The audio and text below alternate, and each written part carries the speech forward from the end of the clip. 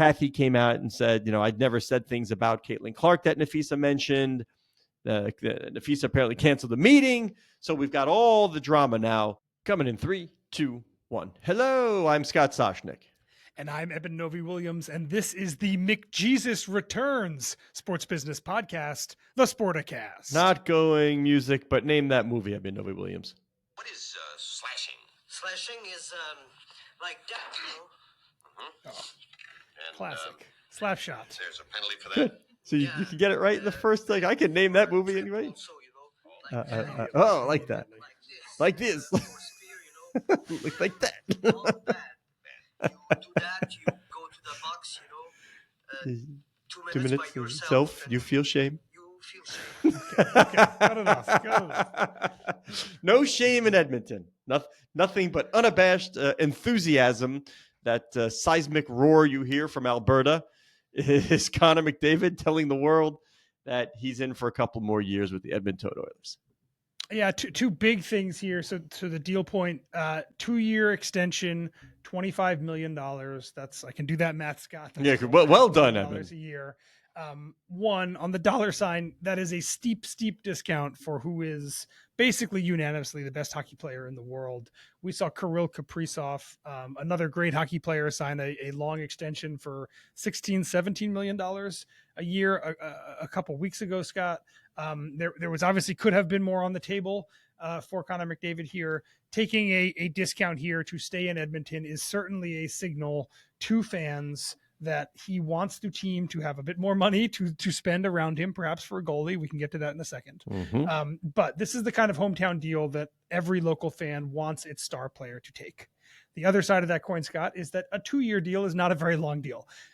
And this feels to me like him saying, I'll take a discount. I'll stick around. I'm going to give you guys some more money to play with. Let's build a championship team. Mm-hmm. But if in 2 years, when I'm 30 years old and still in my prime, I don't feel like this has gone the way I want it to go, I'm going to test the market and go elsewhere. So definitely a prove it to me style contract from Connor to the Oilers. But if you're an Oilers fan and you see that number, I think you have to be absolutely thrilled. I don't think they care about the number at all. They're just happy to see that he's back, right? The only people who look at the number and be like, we're not thrilled, probably Marty Walsh and friends at the NHLPA, because the PAs absolutely hate it when any players take discounts to help the owners out. But, I mean, if you're McDavid, you get sort of the, all right, I'm giving you another chance. You get the halo of I'm taking a little haircut so that you can build around me. I don't want it to be said that I don't care about winning as the priority and it's just about money, all that. So now it's put up or shut up time for the Edmonton Oilers, right? They've been to the NHL finals. They just haven't gotten over that hump. And if you want to put on sort of the ESPN hats that we sometimes like to wear here, and the simple reason a lot of people has said that the Oilers have not won was the goaltending. And well, we'll see. We'll see if they go out and, as they like to say, upgrade the position. But they've got a few bucks to spend. You've got to draw in McDavid and Draisaitl. What goalie wouldn't want to play in Edmonton right now? It's a good question. And for a lot of comparison that Connor has had over the first part of his career to Sidney Crosby, another Canadian, another center, another greatest player of his generation style talent. Sidney took hometown discounts consistently and continues to with the Penguins, and around him, they were able to build a team that won multiple Stanley Cups. And as you said, Connor has not gotten that piece yet. He's done pretty much everything else. The thing he has not done yet is lift a Stanley Cup for the Oilers, something that he obviously would like to do. And I think it's kind of an open question here about whether you can, in the modern NHL, how hard it is to build a championship team when you have one of the highest paid players in the world. And the teams that we have seen be absolutely dominant in the NHL, in the last few years, teams like the Panthers and the Lightning have managed to kind of spread around the money in a way that makes it easier for them to sign a lot of mid-tier guys, right? So in some ways, I think this not only bolsters his image, helps the team build a lot, but I think it sets the team up well for having more money to spread around to players that are not the top, like your Leon Draisaitl's and your Connor McDavid's. And that could be instrumental for the franchise. All right. Pressure's on Stuart Skinner. Who's their other? Calvin Picard. Is he the other goalie there? Is it still the two of them? I'm not sure. I don't know. But that's pressure's on there, right? I don't know. Maybe Igor Shesterkin says, it's not going to happen in New York. I want to go to Edmonton. What about Marc-Andre Fleury, right? He's I think played a game recently. A little long in the tooth now. Yeah, I think the Marc-Andre Fleury days are over. No bueno. But, boy, we published our NHL valuations. And this, how giddy am I love talking hockey as much as we can. We published our NHL valuations. And like a rocket ship, everybody's reading them. Everybody was talking about them. And then Kurt Badenhausen followed with sort of all right, how's the NHL going? I didn't realize that the cap rise coming up sort of really put to shame what has happened already. You had an 11% boom or rise in the cap over the previous 6 years, right? Now, over the next 3 years coming up, you've got a 28% rise. So, of course, your lower revenue clubs are saying, well, more money to be spent, but we can't keep up with the Rangers, Bruins, Kings, Maple Leafs. So what about us? They'll take care of that. That the way the revenue share worked was 35% of playoff ticket revenue was dispersed to the lower rev teams. Well, for the rounds 2 through 4, now that's going to jump to 50%. So more money going to the other clubs as a way of making sure that the NHL does not become a dominant 2 or 3 team league. And those numbers that you just gave earlier about the salary cap jump, one highlights just how much of a discount this is a discount in today's NHL dollars for Connor McDavid. It's even more of a discount in 2 years, given the way that the cap is growing. And then secondly, there's also a way you can see this where Connor, instead of signing an 8-year deal now, gets to instead sign the long-term deal when he's 30. And if he wants to go max contract, then gets a lot more money for signing his 8-year deal in 2027 as opposed to 2025. So we see this in the NBA a lot. People call it the LeBron deal. When you know the salary cap's about to jump, you bet on yourself and you take that short deal knowing that you have the ability to sign the longer deal at a much higher number as the cap goes up. So, there's maybe a little bit of that. I'm sure there is a little bit of that in Connor's mind, certainly in his agent's mind as they think about this. But it just does show both how much the discount is currently, and also if he plays his cards right and does sign a mega extension when he's still the best player in the world in 2 years. It's a much larger payday coming his way if he does that. This is having your cake and eating it too, because if in 2 years the Oilers regress, they do not reach the finals or whatever it may be, if he's still top form and the Oilers do not win the Stanley Cup, who 2+ years from now would say, well, you didn't give it the old shot here. You didn't give Edmonton a chance, Connor, right? He's 30 years old. I shouldn't say no one. Few rational would then say to Connor McDavid, I don't get it. Go do the Brad Marchand and get yourself to the Panthers and win a Stanley Cup. I think he's made himself the good guy at this point. And if he decides to leave, not only will he be clear of sort of you greedy athlete label, I think, but as you said, knowing the economics of the game, he's still eligible for a massive contract in the prime of his career where he'll have multiple teams bidding for his services. So that won't be a problem. Is it crazy to you that he's played 10 NHL seasons? Yes. You always feel like he should be 35 at this point. Exactly. Yeah, we were talking in the office about how old he was, and I was like, I bet he's 30 or he's 31. He's 28 right now. Yeah, it shows how early he came to the league. It's in my mind. It's wild to me that's only he's 28 and he's played 10 years in the league. Well, having been out in Edmonton and having watched the focus group of one play at the West Edmonton Mall, I can tell you if they need a goaltender, I got one. I'm ready. Just let me know. No pressure, Jackson. No pressure. I've got some stats at the ready. If you need a goaltender, you let me know, and we'll make a deal. I'm happy. So it's way too early to be thinking about who the next best player in the world is, Scott. But Gavin McKenna has some hockey scouts and some NHL. You're playing the role of transition master today. Well done, Novi Williams. Yes. And it sounds like he had a pretty auspicious, pretty good start to his college hockey career with Penn State over the weekend. Well, I did. I'm sorry, MLB. Sorry, everybody else. My attention was focused on Arizona State and Mullet Arena. I was watching Gavin McKenna's first 2 collegiate games, and game 1, 2 assists. He wanted to spread the puck around. That's a tough spot to be in. I would all 50 scouts in the building. They're all there to see him. But there was one that really, really impressed me, and I love that the color commentator brought it up because he made a pass to a guy with his skates turned for a one-timer left hand. And it would have been easy to just let it go as, okay, a goal, assist to McKenna, his first point, the whole shebang. But the color commentator said, what you really need to realize here is that he put the puck, the perfect speed, in the perfect place where that guy could shoot it on a one-timer and score a goal. Had it been 4 inches forward, 2 inches back, that is not the case. That really, really makes a difference. Like, that was really, really terrific.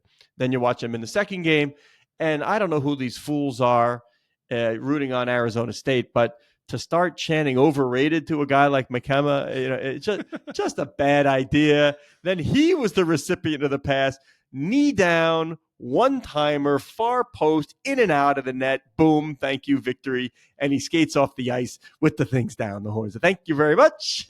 So it's going to be a fun year. If we could invest in sports of some sort, I would buy all the college hockey stock. Oh my gosh! Especially now with all the Canadian players coming down out of juniors. Yeah, I mean, besides them taking spots that I would hope the focus group of one in the future might get, hopefully, maybe, who knows? I mean, outside of that, that's a negative for me. But without a doubt, you're going to see a slew of talented players. I saw recently one of the other parents on the team likes to monitor all the social interwebs, and he sent me, I think it was an Instagram post where a guy, forgive me the age, whether he was 22, 23, whatever, where he had significant experience in the ECHL and the AHL. Now, for those of you who are not familiar with junior hockey or the minor leagues, that's like the one rung below the NHL. These are professional hockey players. Yeah, these are professional hockey players. And this dude had just committed to go to Quinnipiac. I'm like, really? Really? Like, what are we doing here? 17-year-old Gavin McKenna, 18-year-olds playing against this guy? Battle-tested in the AHL? Come on. But that's the rules. So there it is. Yeah, and again, I think it certainly hurts some people in the development pipeline, but I think for fans, super exciting, right? The talent level just got way higher. We have new schools like Arizona State relatively recently adding the sport. I think you're going to see that extend. Penn State ain't like Penn State doesn't have a huge tradition of hockey. Yeah, Terry Pagula said, "I'll give you the money to build an arena," and all of a sudden, Penn State's on the map in a big way. Yeah, I wish we could, but investing in college hockey, I think, is a growth stock at this point. Hobie Baker Arena, what? Yeah. A little more. Beautiful arena, maybe not. Congratulations, Brady Morris, son of Terry Morris, Allen and Company. Congratulations. Kid commits to Princeton after committing to Taft, but that's the way it works these days. So there we go. There's your Inside Hockey. Everything you need to know on this new Inside the Rink podcast. I love it. So Penn State took Terry Pagula money. Penn State's in the Big Ten. Will the Big Ten take lots of private equity money? Not a bad transition there, right? Not bad. I mean, we've been hearing about a valuation of $20 billion, and now we're getting a little more information on what that looks like. So go for it. Yeah, I mean, the Big Ten is reported over the weekend or last week that they were considering a big capital infusion, private equity, more of a kind of private capital lend. And basically, think of this as a big loan from a private equity. Don't give up equity in anything, but you can share in like a NewCo.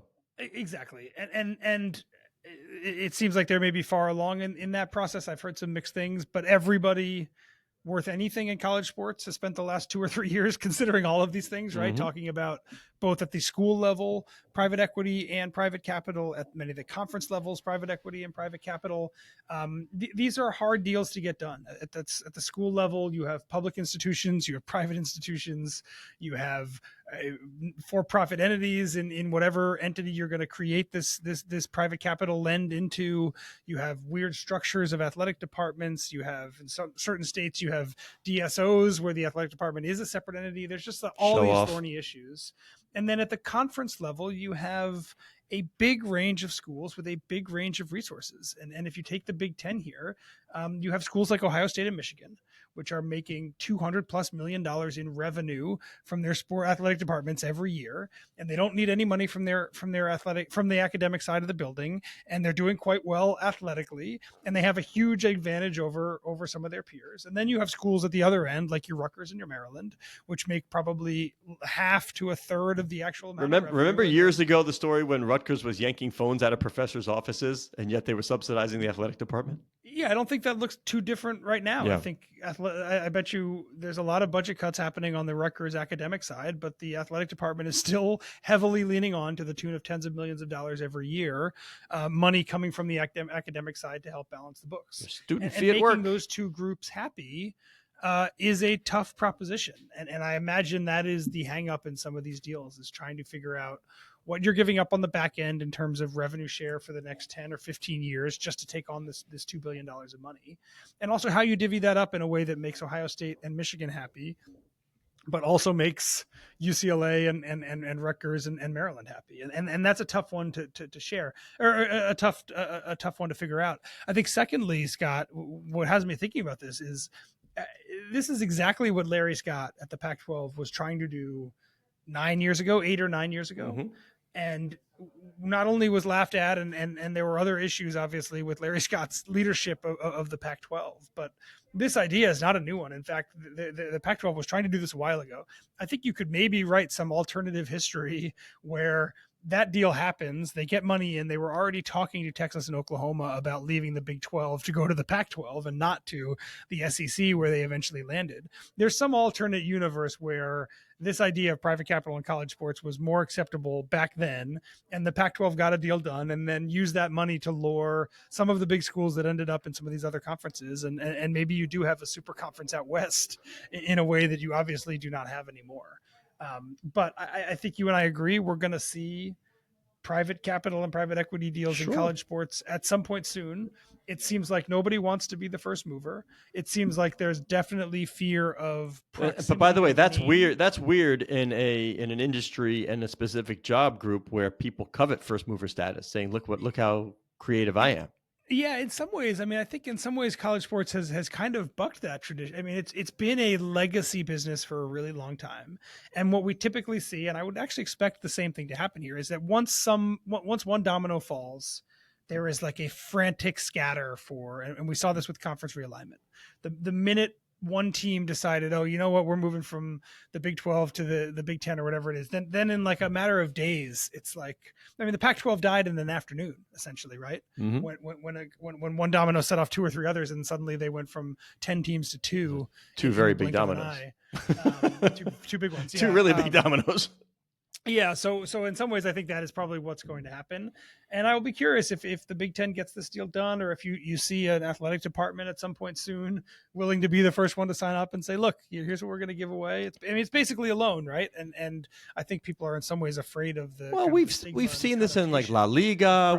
We've seen this. Yeah, here's an outside. We formed a media entity for all of our rights. You give it. Yeah, I mean, we've seen it. It's not like the structure's new. It's just the ground is new. It's because it's college sports. And as I've written about before, in some ways, the like multimedia deals that Learfield does, they're basically the same structure, right? Yeah. It's upfront money. You're sharing in the revenue generation on the back end.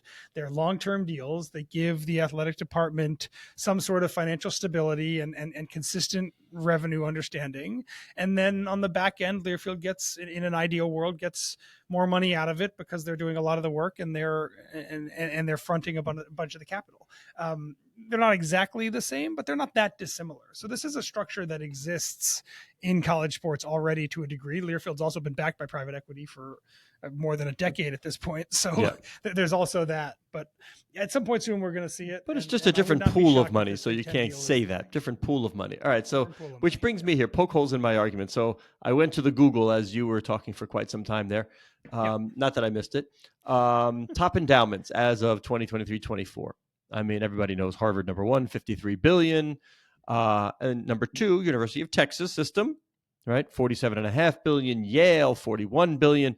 So my question to you is, and by the way, those endowments have people who run them and invest the money. And as we know, there's no taxes on those gains yet. So if I'm University of Texas, not faring too well on the football field right now, I understand, but still, I am the University of Texas, and I am looking to get an infusion of capital. Can I not call the person who runs that endowment and says, I've got an opportunity for you, and I'm sure you want to, you're not eyeing, the return doesn't have to be X minus plus 2, whatever. But why don't I take capital from you and put it to work in the university? Punch some holes in this for me.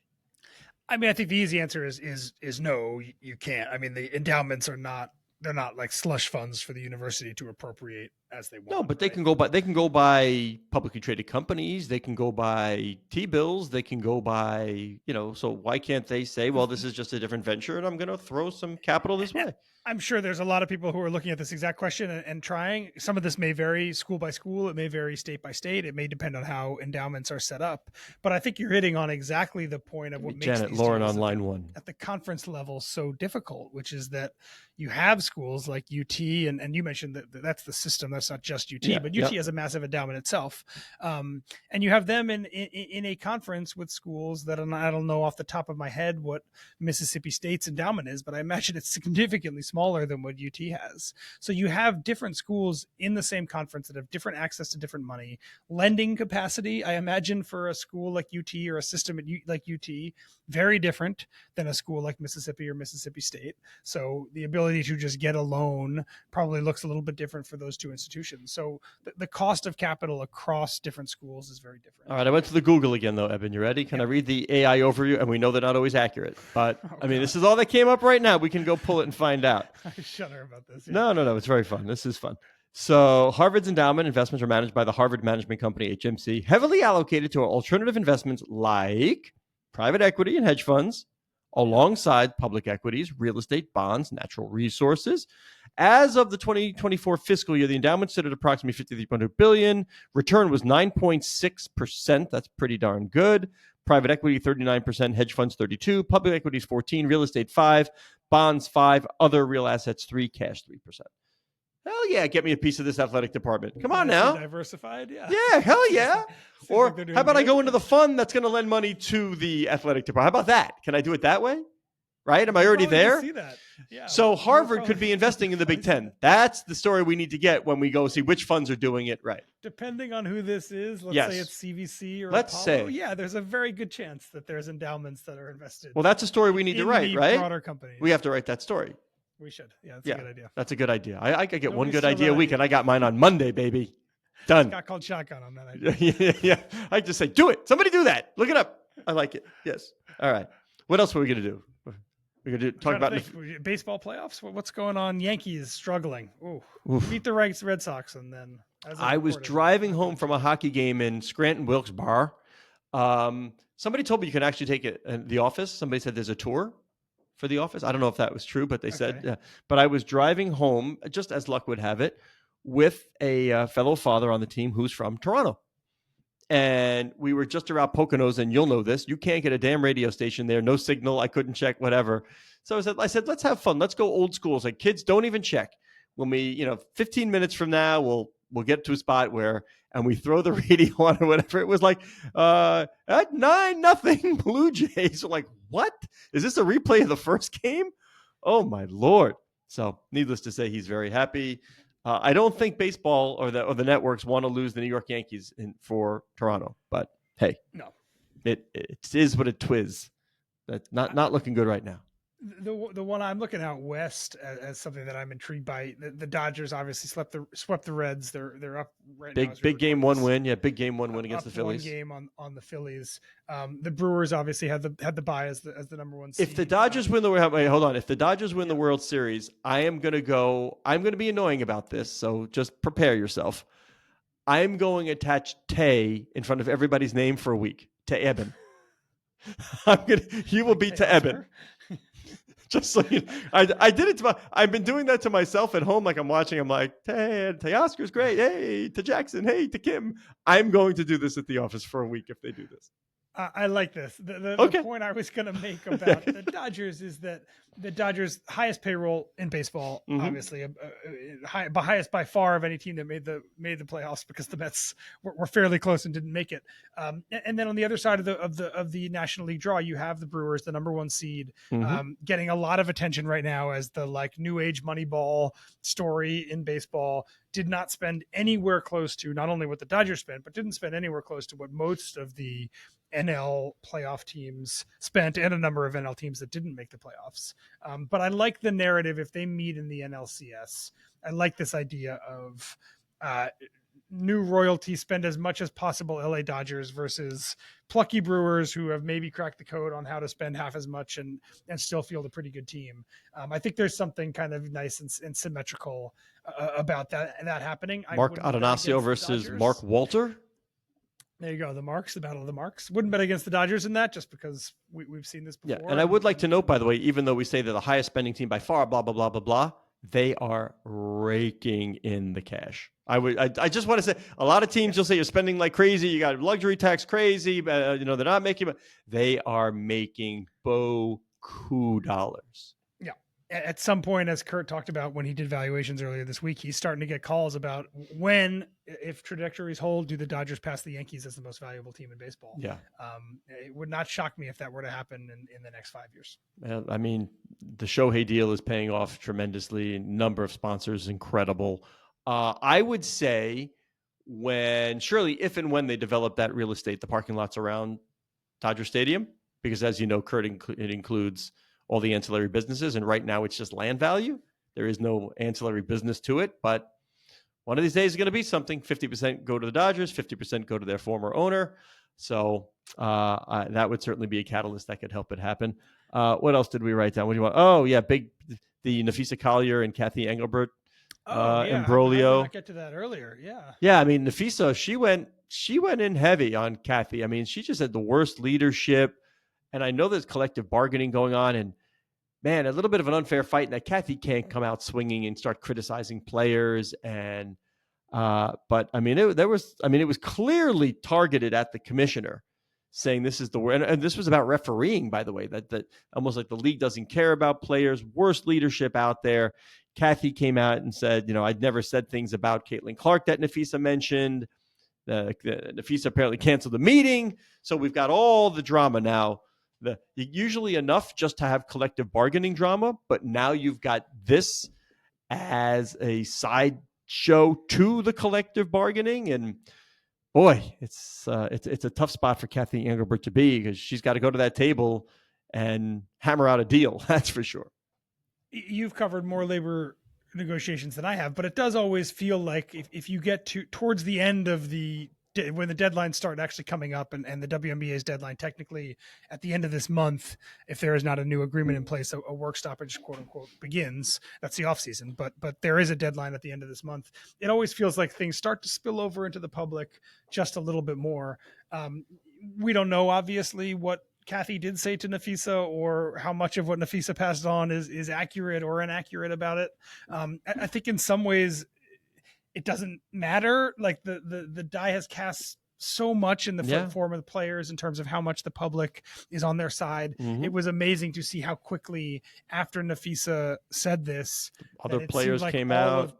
Other players coming out. The public seems again like calling for Cathy's head. She should resign. How long is she going to be in this job? I think you and I would both have said that even before all this, she's basically negotiating potentially for her job anyway in these talks. And this is a high leverage moment for the WNBA and its owners. Well, I ask you that when does Adam Silver step in? Well, I mean, you mean in terms of replacing Negotiating. her, or just kind of No, taking over? I mean in terms of sort of when does Adam Silver step in? I would bet Adam's greatest attribute and his gift is he is an innate bridge builder. I've said that forever about Adam, that he was the anti-David. David didn't mind, David would make anybody angry. Adam is an innate bridge builder. He can bridge people, gaps. He brings people together. That's So I what would bet this that- calls for. and I don't know for sure. I would bet that Adam wanted Cathy to be the face of this for a long time. Sure. Maybe still does. You're right. At some point, if things aren't working, you need at least a fresh face or a fresh idea. I know obviously NBA's lawyers are very involved here. You can't really, can you replace a commissioner in the middle of a labor fight like this? I mean, I think that makes things, is maybe a show of weakness that you don't want already if you have a fairly weak hand in a negotiation. So I would be surprised if Cathy was out of this job anytime before a new labor deal gets struck. But it is definitely a tough spot for her. It's definitely a tough spot for the NBA. It's a tough spot for owners. And you and I have said this for years at this point. If the players want to make this ugly, they can make this really ugly. And those Collier comments were the first time in this entire process that I've been like, oh, that's a step towards ugly, right? Like if they really want to get into private conversations they've had and really riling conversations about stars and the way leadership, if this is a conversation the players well, want to remember what Terry Jackson said at our conference, Well, and I got, when it was like, well, they want to invest in air travel, private air travel. They want to invest in facilities. Remember, Terry's take was not, this is Terry Carmichael Jackson, the head of the Players Association. It wasn't like, okay, good. It was like, well, it's about time and you're making up for lost time. You're making up for dollars that should have been spent prior. Don't say now like this is some great feat. So she has set a very hardline tone for the players who understand the leverage that they have. And boy, Nafisa coming out hard, I think galvanized that group again at a critical juncture in where these talks are going to be headed in the next month or so. So, yeah, just jumping on what you said, very, very tough spot for the WNBA. And I want to say, just because I think it's important when we talk about Nafisa Collier to mention her other job. She is a union leader and a WNBA co-founder of. She is also a co-founder and equity holder in Unrivaled, the 3-on-3 off-season professional women's basketball. I think that is really important context because she is both. Well, people have been talking about the conflict, the perceived conflict right from the start. No, there is none. There is none. Yeah, and I'm surprised at, and I put this on social media last week, and I did get very quickly some people who were upset and felt like I was blowing the Unrivaled thing out of proportion. But yeah, it's okay to sometimes criticize conflicts on the player side as well. And I also wonder, because Unrivaled it has been great financially for the stars of the WNBA, right? It is not the entire WNBA class. It's just the best players in the WNBA, minus a few here and there, including Caitlin Clark. And I do wonder, if you're a rank and file WNBA player, how you feel about the kind of the mouthpiece of this being someone who is making a lot of money in women's basketball in America outside of the job that she currently has and is helping lead labor negotiations. So in some ways, I do think there's a bit of a thorny issue on the players' side about Unrivaled and the stars who play in both, stars who make more money in Unrivaled than they do in the WNBA. The opportunity for those players, if there is a long work stoppage, to make more money in Unrivaled, which again, not all the WNBA players have that opportunity. I wonder if at some point, as this drags on, if it does, if there's any conflict there. And I imagine that's something that Terry has thought about and is working on for a long time now. Yeah, I go nuclear because I always think about, okay, in a world where we keep hearing about, we're going long here, but we keep hearing about, well, sovereign wealth seems to be looking to get involved in sport at the highest levels and deploy capital like the likes we have not seen, dare I say, PIF and LIV. You could, PIF is in on the WTA, QIA is in on Monumental. There are certainly sovereign wealth funds that would love to, I would think, come in and say, hey, we can stand up a league. We have got the resources to stand up the league. My question, the only problem I see there is the arenas. Do not underestimate the infrastructure that has been created largely by NBA owners who have WNBA teams and the arena infrastructure. That is not easily easy to replicate And Unrivaled solves that by playing in one place. Yeah, Exactly. Yes.